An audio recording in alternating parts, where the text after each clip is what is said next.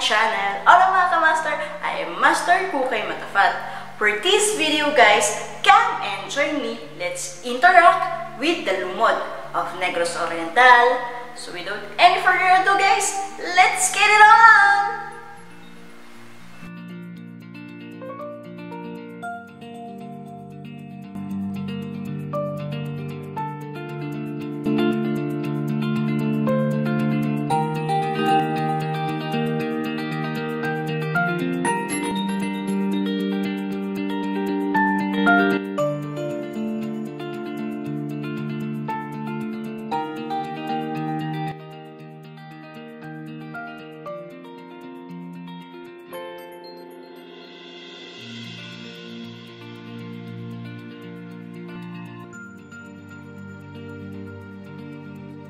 Welcome to Negros Oriental.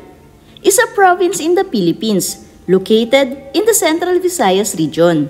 Its capital is the city of Dumaguete.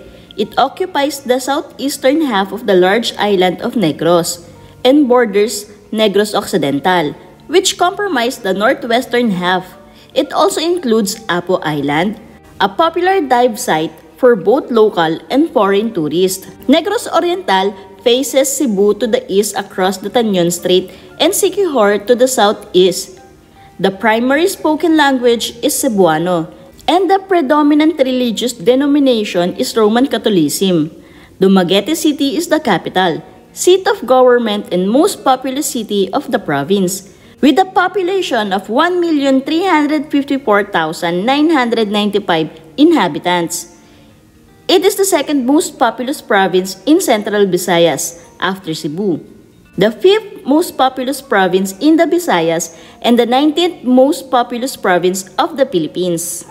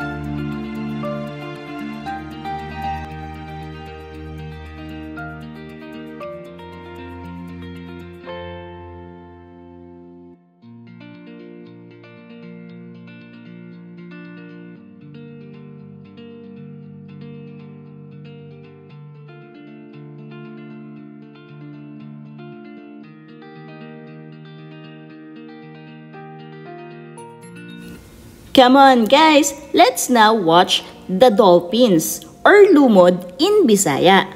A small gregarious toothed whale that typically has a beak-like snout and a curved fin on the back. Dolphins have become well known for their sociable nature and high intelligence.